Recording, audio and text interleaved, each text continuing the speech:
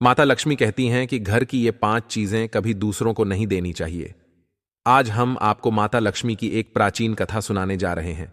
इस कथा के माध्यम से आपको पता चल जाएगा कि एक स्त्री को अपने घर की कौन कौन सी चीजें दूसरों को नहीं देनी चाहिए। जो भी स्त्री ये चीजें दूसरों को दे देती है, माता लक्ष्मी उसके घर को छोड़कर चली जाती हैं। इसलिए दोस्तों, आप इस कथा को पूरा जरूर सुने, क्योंकि आधा अधूरा ज्ञान घातक होता है।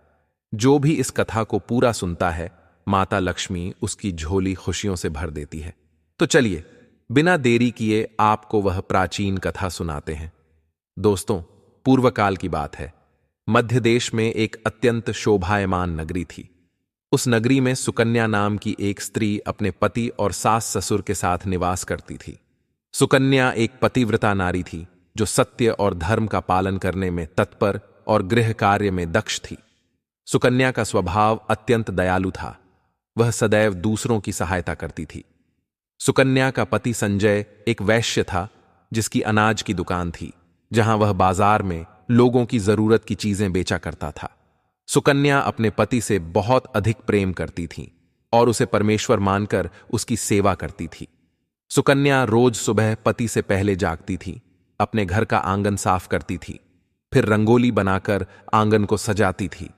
इसके बाद वह अपने घर की सफाई करती, स्नान आदि कार्यों से निवृत्त होकर तुलसी को जल अर्पित करती और देवी देवताओं का पूजन करती थी। इस प्रकार वह रोज अपने नित्य कर्म करती थी। सुकन्या ने कभी किसी का अनादर नहीं किया। वह सभी के साथ मधुर वाणी में बात करती थी। सभी लोग सुकन्या को देखकर कहने लगे थे कि यह तो साक्षात लक्ष्मी के समान गुणों वाली स्त्री है, जो अपने परिवार का कितनी अच्छी तरह से ख्याल रखती है। इसके अलावा सुकन्या दान धर्म करने में कभी पीछे नहीं हटती थी। उसके द्वार पर जो भी याचक आता, वह उसे दान दिए बिना नहीं भेजती थी। इतना ही नहीं, सुकन्या अपने पड़ोसियों की भी सहायता करती थी। उसके पड़ोस में जो भी गरीब और दुखी लोग रहते थे, उन्हें वह रोज भोजन दिया करती थी। पड़ोसियों को जो चीजें चाहिए होती, सुकन्या बिना विचार किए उन्हें दे देती थी। लोग कहते थे कि सुकन्या माता अन्नपूर्णा के रूप में जन्मी है, लेकिन सुकन्या ने कभी घमंड नहीं किया। वह सभी से आदर और सम्मान से बात करती थी। फिर एक दिन सुकन्या की एक पड़ोसन उसके घर आई। सुकन्या ने उसका स्वागत किया और बड़े प्रेम से कहा, हे बहन, हमारे घर में तुम्हारा स्वागत है। आज किस कारण से तुम्हारा मेरे घर पर आगमन हुआ है? यदि कोई वस्तु चाहिए तो मुझसे मांग लो, मैं तुम्हारी अवश्य मदद करूंगी। सुकन्या की पड़ोसन कहने लगी, हे सुकन्या बहन, आज मेरे घर पर बहुत से रिश्तेदार आए हैं। उनके लिए मैं भोजन बना रही हूं। इसीलिए मैं तुमसे रोटी बनाने के लिए चकला, बेलन और तवा मांगने आई हूं। अगर तुम कुछ समय के लिए ये मुझे दे दो तो बड़ी कृपा होगी। काम खत्म होने के बाद मैं इन्हें जल्दी ही लौटा दूंगी। सुकन्या ने कहा, हे बहन, इसमें क्या बड़ी बात है? मुझे अभी चकला, बेलन और तवे की आवश्यकता नहीं है, इसलिए तुम इन्हें ले जा सकती हो। रुको, मैं अभी लाकर देती हूं। फिर सुकन्या रसोई घर में गई और चकला, बेलन और तवा लाकर उस पड़ोसन को दे दिए। पड़ोसन ने धन्यवाद देते हुए कहा, हे बहन, तुमने मेरा काम सफल कर दिया। कुछ समय बाद एक और स्त्री सुकन्या के घर आई। सुकन्या ने उसका भी प्रेम से स्वागत किया और पूछा, आओ बहन, आज तुम्हें मुझसे क्या काम है? संकोच न करो और बताओ, तुम्हें मुझसे क्या चाहिए? मैं तुम्हारी मदद जरूर करूंगी। तब वह स्त्री कहने लगी, हे बहन, मेरे घर में बहुत गंदगी हो गई है और मेरे पास साफ करने के लिए कुछ भी नहीं है, इसलिए मैं तुमसे झाड़ू मांगने आई हूं। अगर तुम्हें कोई समस्या नहीं हो तो कृपया मुझे अपने घर की झाड़ू दे दो। मैं घर साफ करके तुम्हें झाड़ू लौटा दूंगी। सुकन्या ने बिना विचार किए कहा, हे बहन, यह तो बस झाड़ू ही है, इसमें क्या समस्या हो सकती है? तुम रुको, मैं अभी लाकर देती हूं। इतना कहकर सुकन्या घर के अंदर गई और झाड़ू लेकर आई और उस स्त्री को दे दी। वह स्त्री सुकन्या के घर की झाड़ू लेकर चली गई। फिर कुछ देर बाद एक और स्त्री सुकन्या के घर आई।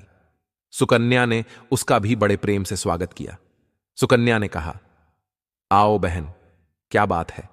आज मेरे घर पर किस कारण से आना हुआ? जो भी चाहिए निसंकोच होकर कहो, मैं तुम्हारी सहायता करने का प्रयास अवश्य करूंगी। तब वह स्त्री कहने लगी, हे सुकन्या बहन, तुम बड़ी दयालु हो। मैंने तुम्हारे बारे में बहुत सुना है और तुम सभी की मदद करती रहती हो। इसलिए मैं तुम्हारे पास एक छोटी सी मदद मांगने के लिए आई हूं। आज मेरी बेटी को देखने के लिए लड़के वाले आ रहे हैं और मैं चिंता में हूं, क्योंकि उसके पास पहनने के लिए अच्छे वस्त्र और गहने नहीं हैं। इसलिए कृपया मुझे अपने गहने और साड़ी दे दो। जब लड़के वाले देखकर चले जाएंगे तो मैं तुम्हारे गहने और साड़ी लौटा दूंगी। सुकन्या ने कहा, हे बहन, बस इतनी सी बात है, तुम चिंता मत करो। तुम्हारी बेटी मेरी छोटी बहन के समान है, उसकी सहायता मैं अवश्य करूंगी। मैं अभी तुम्हें अपने गहने और साड़ी देती हूं, जिसे पहनकर तुम्हारी बेटी राजकुमारी लगेगी।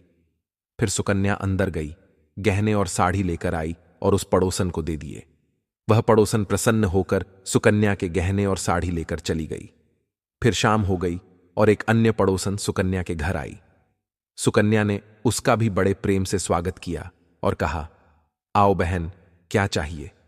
निसंकोच होकर कहो, मैं तुम्हारी मदद जरूर करूंगी।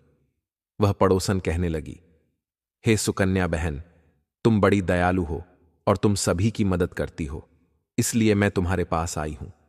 मेरा बच्चा भूखा है और उसे दूध पिलाने के लिए दूध नहीं है। क्या तुम मुझे थोड़ा सा दूध दे सकती हो? सुकन्या ने कहा, हे बहन, इसमें क्या बड़ी बात है? रुको, मैं अभी तुम्हें दूध देती हूं।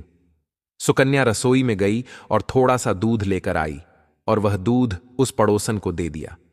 वह पड़ोसन प्रसन्नता से दूध लेकर चली गई। रात को सुकन्या और उसका पति आनंद से सो गए।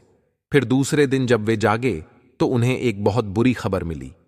एक आदमी दौड़ते हुए सुकन्या के घर आया और सुकन्या के पति से कहा, हे भाई, कल रात को किसी ने आपकी दुकान लूट ली है, सारा माल गायब है। सुकन्या का पति घबरा गया और दौड़ते हुए अपनी दुकान पर गया। वहां उसने देखा कि दुकान में रखा हुआ सारा धन भी चोरी हो चुका है। वह दुखी और निराश होकर घर लौटा और सुकन्या को सारी बात बताई, जिसे सुनकर सुकन्या बहुत दुखी हो गई। उसे समझ नहीं आ रहा था कि यह कैसे हुआ। सुकन्या का पति उस पर बहुत क्रोधित हो गया और उससे पूछा, सुकन्या, सच सच बताओ, हमारे घर का सारा पैसा कहां गया? सुकन्या ने कहा, हे स्वामी, मैं घर पर ही थी, सारा धन तिजोरी में ही था। किसने इसे चुरा लिया मुझे नहीं पता। कृपया आप शांत हो जाएं, हम कोई न कोई उपाय जरूर ढूंढ लेंगे।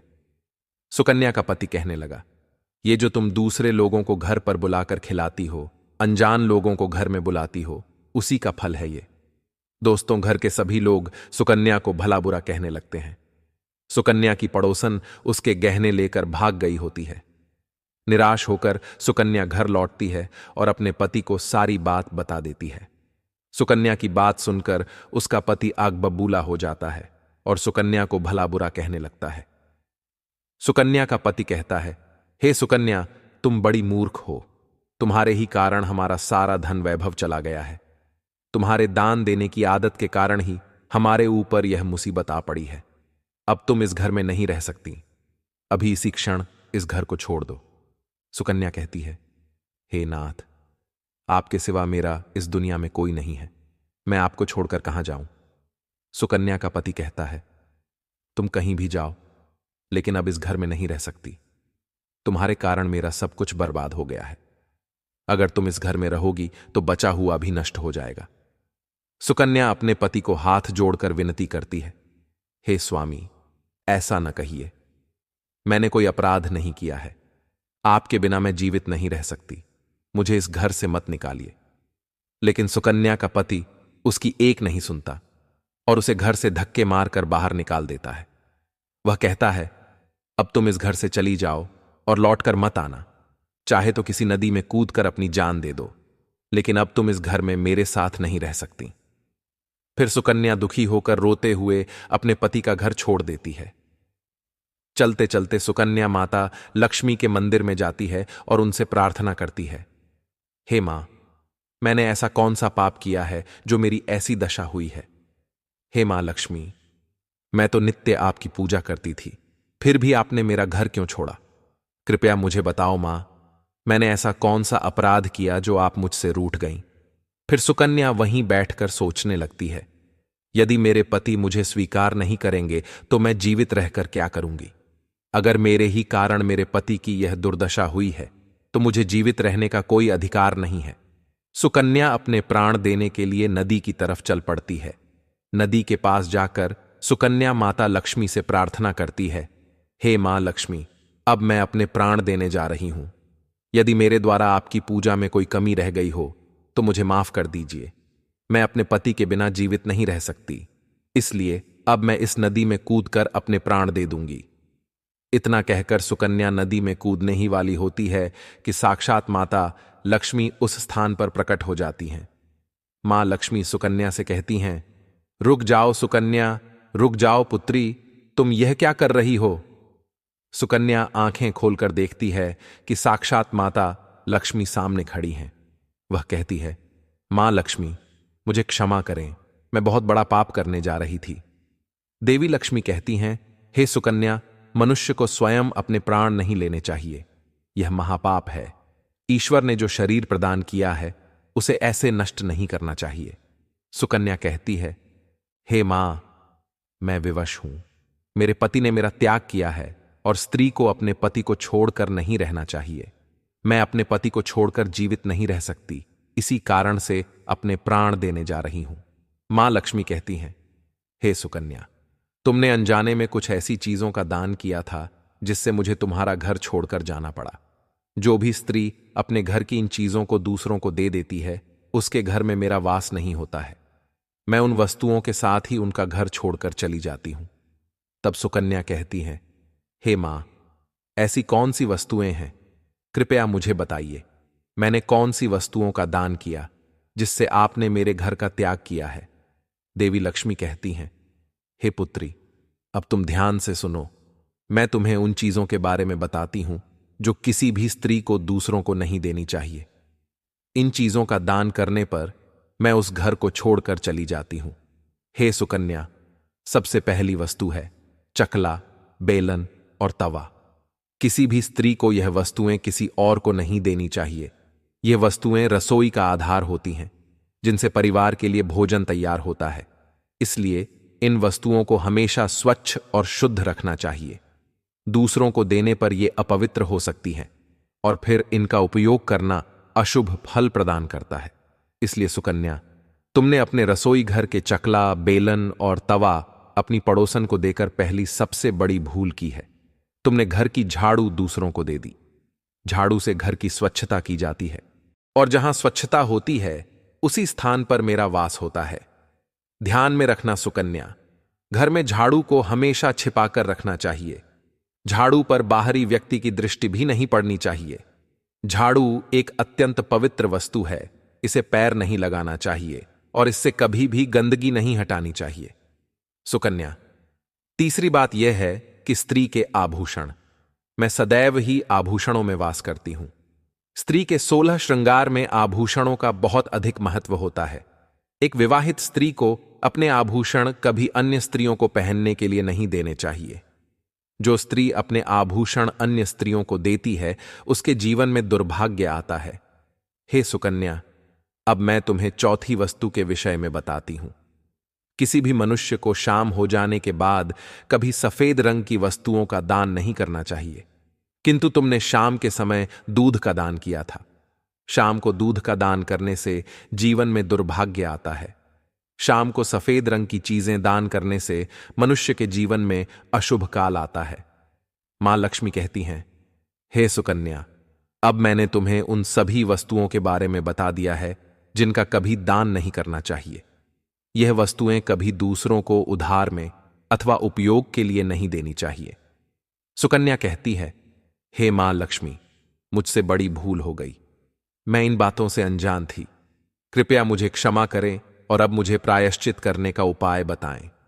देवी लक्ष्मी कहती हैं, हे सुकन्या, तुमने प्रायश्चित पहले ही कर लिया है, इसलिए अब तुम अपने घर पर लौट जाओ। मैं तुम्हें तुम्हारा संपूर्ण वैभव और धन संपत्ति लौटा देती हूं। इतना कहकर मां लक्ष्मी उस स्थान से अंतर्ध्यान हो जाती हैं। तो दोस्तों, उम्मीद है आपको यह कथा पसंद आई होगी। वीडियो को लाइक जरूर करें और कमेंट में जय मां लक्ष्मी जरूर लिखें। साथ ही चैनल को सब्सक्राइब करें। आप सभी का धन्यवाद।